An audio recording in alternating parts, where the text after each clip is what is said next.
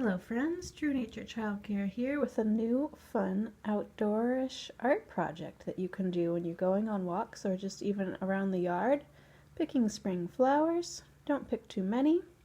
Always ask the plant if it's okay and make sure you don't pick more than 1/3 of the plant. And here I have different flowers and look what you can do with them. You can put them on the paper and kind of smear them around and it actually makes beautiful colors, just like painting with a brush or some watercolors.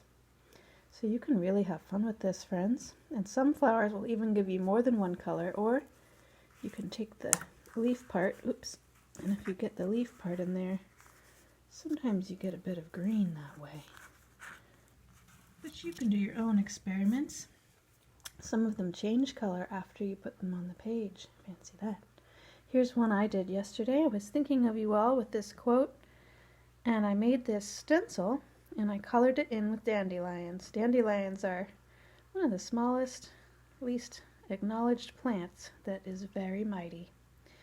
All right, friends, have a great day, and I hope you get to try this, and do comment below if you get to try it and show me pictures. Take care. Bye.